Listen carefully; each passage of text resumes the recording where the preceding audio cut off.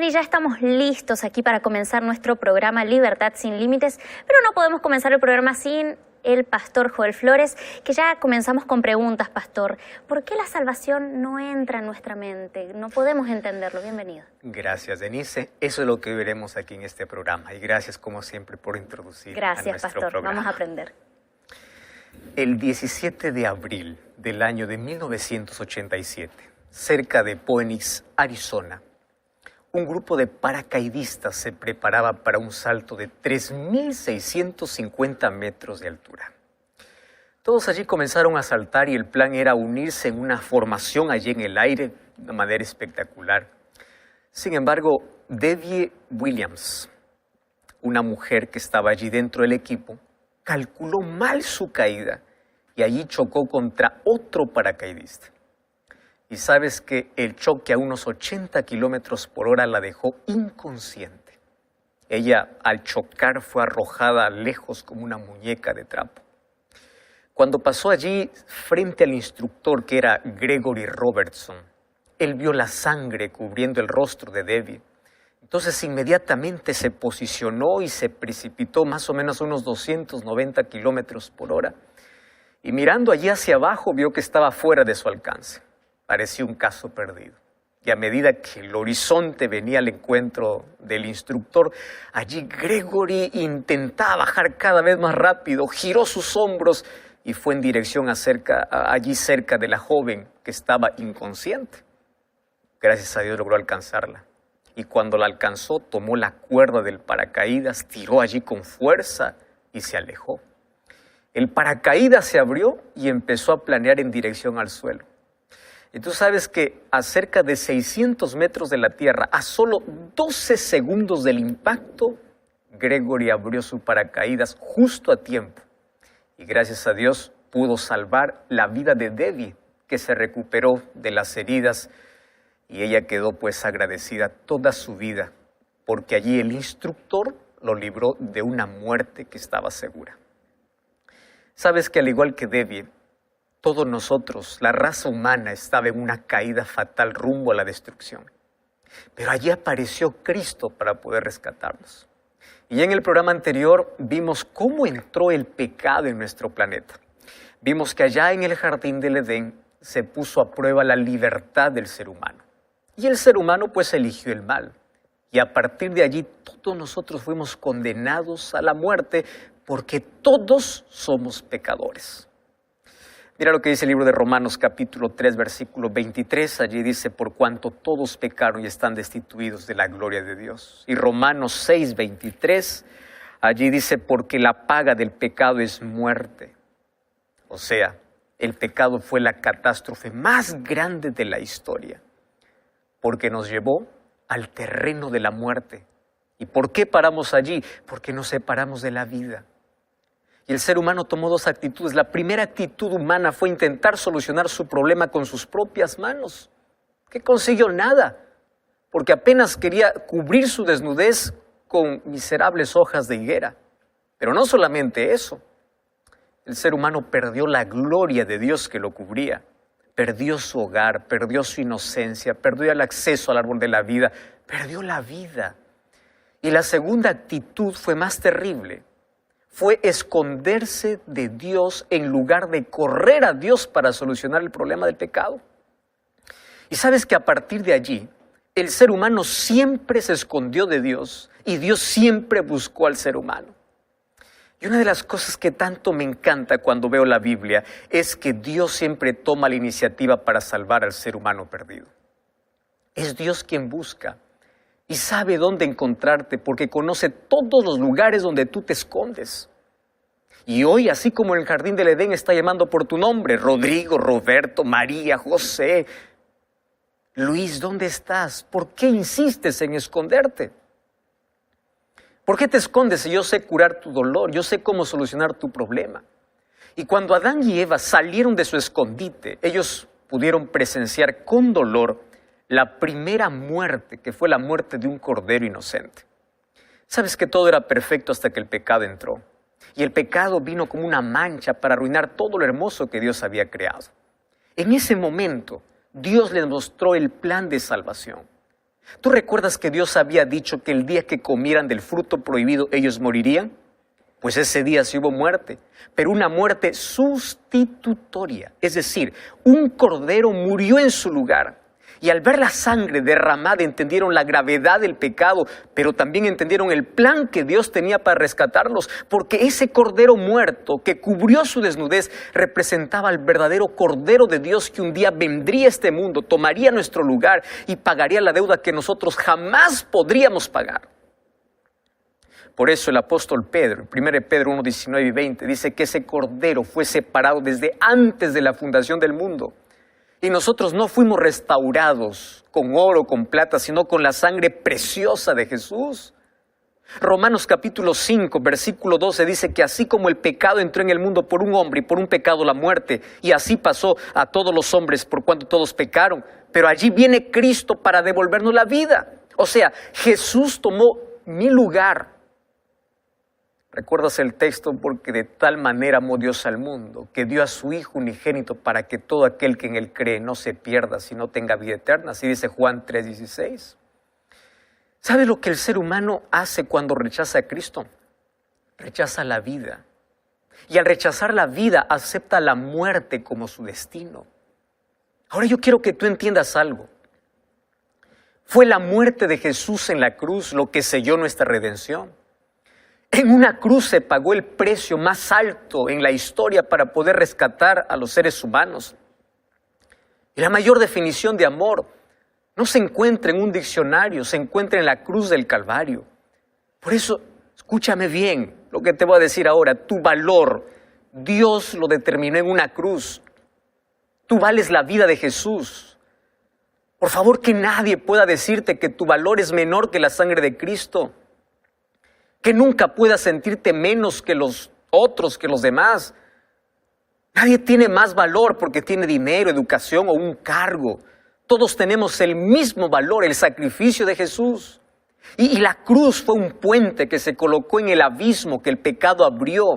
Y fuimos entonces reconciliados con Dios. Y si el pecado nos hizo enemigos de Dios, pues la cruz nos hizo hijos de Dios. El precio que Jesús pagó fue muy alto. Él pasó por el mayor sufrimiento que nosotros merecíamos pasar. Él pasó por la mayor humillación. Él fue escupido, fue golpeado, fue torturado, fue crucificado. Pero por encima de todo, Él tuvo que beber el cáliz de la ira de Dios contra el pecado. Por eso es que Él gritó en la cruz: Dios mío, ¿por qué me abandonaste? Sabes que en esa hora las tinieblas que cubrían la cruz eran un símbolo de la separación de la luz gloriosa de Jesús y el Padre. Pero misteriosamente la unidad con la divinidad nunca fue quebrada. En Juan 19:30 Jesús dijo: consumado es. Allí la salvación del ser humano se completó. Su sangre derramada en la cruz tenía suficiente mérito para salvar a quien Él quisiera. Porque aunque la salvación ha sido culminada, hoy Cristo continúa aplicando su beneficio por nosotros. ¿Dónde? En el santuario. ¿Tú sabías que ahora Cristo está en el santuario celestial? ¿Y qué hace Cristo allí? Aplicando su sacrificio a favor de todo aquel que cree.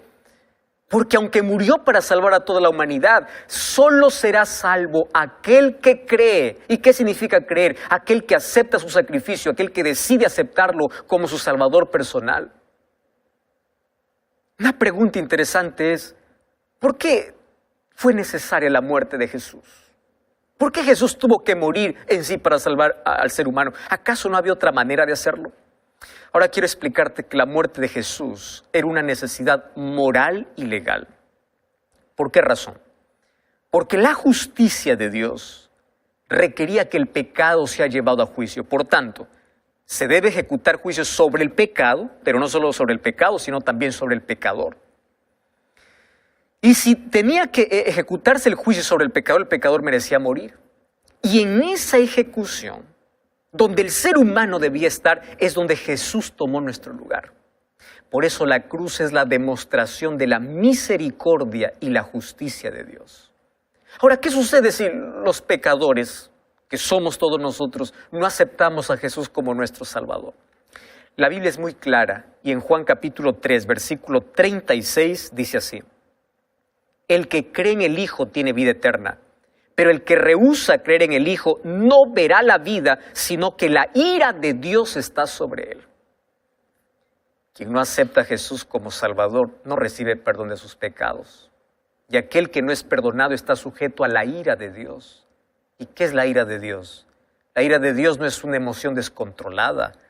Es la firme oposición de la santidad de Dios contra el pecado. Por eso Dios quiere eliminar el pecado, porque eso deterioró, destruyó su creación y Él lo terminará para siempre. Sin embargo, aquel que se aferra al pecado morirá por propia elección, porque tuvo la posibilidad de aceptar la vida eterna. Sin embargo, decidió rechazar la vida que es Cristo. Y cuando el ser humano rechaza a Jesús, se convierte en siervo de Satanás. Y como se convierte en siervo de Satanás, tendrá las consecuencias inevitables que causa el pecado. Esa es la ira de Dios contra el pecado. Sin embargo, aquel que tiene al Hijo de Dios tiene vida. 1 Juan capítulo 5, versículo 11 dice: el que tiene al Hijo tiene la vida. ¡Wow! Qué impresionante, ¿verdad? ¿Qué logró Jesús con su muerte en la cruz?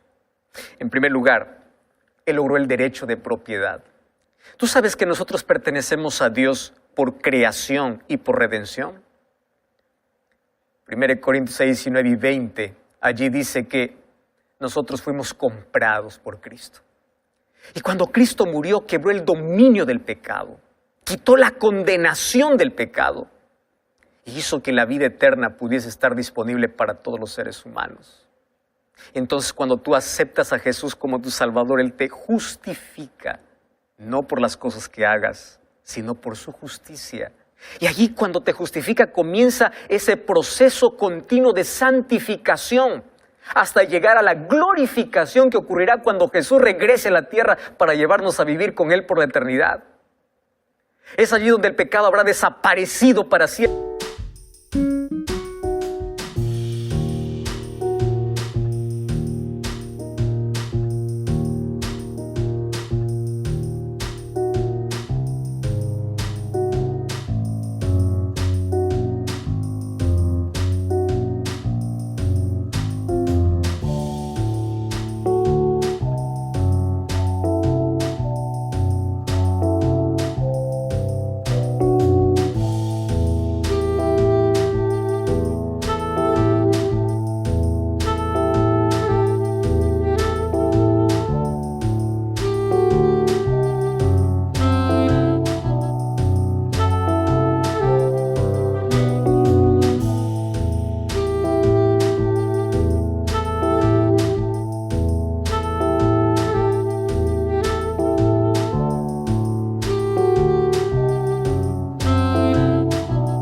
No quedará rastro sobre el ser humano, o sobre la tierra, o sobre el universo. Y cuando aceptamos su sacrificio, llegamos a ser hijos de Dios. ¿Tú sabes que ser hijo de Dios es una elección? Juan capítulo 1, versículo 12 dice: mas a todos los que le recibieron, les dio potestad de ser hechos hijos de Dios. Y como hijos pasamos a recibir la herencia de hijos. ¿Y cuál herencia? Las maravillosas promesas que Dios tiene para aquellos que lo aman. Cuando aceptamos a Jesús, pasamos de muerte a vida. Me encanta el texto de Efesios, capítulo 2, versículo 1. Él os dio vida a vosotros cuando estabais muertos en vuestros pecados. ¿Y sabe lo que dice el versículo 4? Dios es rico en misericordia, con gran amor que nos amó. Nosotros estábamos muertos en pecado, nos dio vida juntamente con Cristo, por gracia sois salvos. Y juntamente con Él nos resucitó y asimismo nos hizo sentar en los lugares celestiales con Cristo Jesús. Un día estuvimos en la tumba, condenados a la muerte eterna. Y dice, Él nos dio vida y con Él resucitamos para una nueva vida. Por su gracia somos salvos. Cómo me encanta esa palabra, gracia. Una de las palabras más lindas que pueden existir en nuestro vocabulario es gracia. Gracia es el favor inmerecido de Dios por nosotros. Dios no tenía la obligación de amarnos, pero Él decidió amarnos y llegó al extremo de morir en nuestro lugar. Entonces su gracia es inexplicable. Es el regalo de Dios para el ser humano. La salvación no tiene que ver con lo que somos y ofrecemos a Dios, sino con lo que Dios es y con lo que Él nos ofrece. Porque si nosotros fuimos lejos en nuestra rebelión, Dios fue más lejos en la solución. Si nuestro pecado es enorme, la gracia de Dios es mayor. Infelizmente, el ser humano se atreve a rechazar la gracia de Dios. Una cosa tú tienes que entender. La gracia de Dios, la gracia que salva, es también la gracia que transforma. Es la gracia que te saca del pecado, te limpia, no te deja que sigas viviendo como antes. Tú no puedes decir, soy salvo por gracia y sigo con mi vida. No, te transforma porque te coloca en armonía con la palabra de Dios, en armonía con su ley, y comienza tu vida a cambiar y comienzas a obedecer por amor y se hacen visibles los frutos que la gracia hizo en tu vida. Por eso el libro de Efesios capítulo 2 versículo 8 dice, por gracia sois salvos. Pero el versículo 10 dice, para buena obra o para buenas obras. Es decir, la gracia es la causa de la salvación y la obediencia y las buenas obras son la evidencia de la salvación. Entonces ahí viene la pregunta importante, ¿cómo es que yo puedo aceptar su gracia? En primer lugar, reconociendo tu condición de pecador. Y cuando tú reconoces que eres pecador, aceptas por fe a Jesús como tu Salvador. Y cuando aceptas a Jesús, aceptas su perdón por fe, no por sentimientos. Hay muchos que dicen, yo no siento que Dios me perdona. Querido, si es que tú confesaste tu pecado, te arrepentiste, entonces acepta por fe el perdón. Y luego comienza a vivir en armonía con la voluntad de Dios, obedeciendo su palabra. Y lo que dice Efesios capítulo 2, versículo 6, dice que nosotros resucitamos. Un día estuvimos muertos, pero con Cristo también resucitamos, porque Cristo nos dio vida. ¿Sabes que ese texto es muy parecido a Romanos capítulo 6, versículo 3? Allí en Romanos capítulo 6, versículo 3, dice así, todos los que hemos sido bautizados en Cristo, hemos sido bautizados en su muerte, somos sepultados con Él para muerte por el bautismo, a fin de que como Cristo resucitó de los muertos para la gloria del Padre, así andemos en vida nueva. ¿Cómo puede acontecer esto? Sabes que la salvación es por gracia y por fe. Y gracia es el regalo de Dios que se acepta por medio de la fe. O sea, tú por fe crees en Dios, por fe te entregas a Él sin temor. Ahora tú puedes creer a Dios en silencio, pero la fe te lleva a la acción.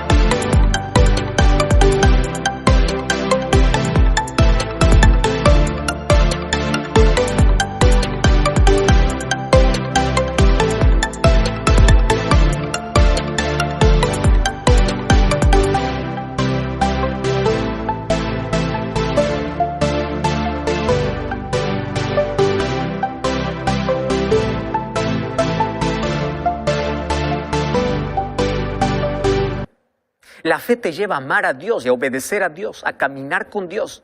Y existe un asunto esencial. Amores secretos no sirven. El amor verdadero es público.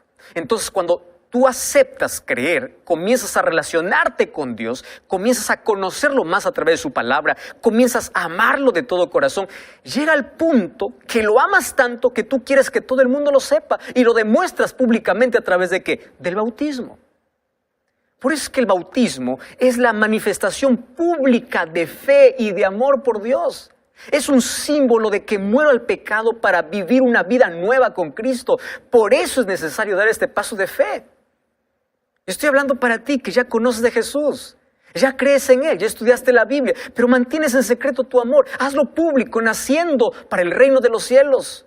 Nace como una nueva criatura. En Juan capítulo 3, versículo 5 dice que necesitamos nacer de agua y del Espíritu. Y Marcos 16, 16 dice, el que cree tiene que ser bautizado. Entonces, ¿qué te impide hoy aceptar su gracia y caminar por fe? Pero si aún estás conociendo de Jesús, te invito a conocerlo más. Aquí ya ofrecimos un curso bíblico. Acá hay una dirección, un curso bíblico para que puedas estudiar la Biblia y puedas conocer a Jesús y puedas amar a Jesús. Pero si ya estás estudiando la Biblia, hoy puedes decidir dar ese paso de fe, ser bautizado. Busca una iglesia adventista, dile, yo ya estoy listo, ya comprendí que no puedo esperar más. Ya acepté la gracia de Dios, acepté la salvación. Yo no quiero desperdiciar más mi vida, no quiero más vivir rechazando a quien me puede perdonar, aliviar mis cargas.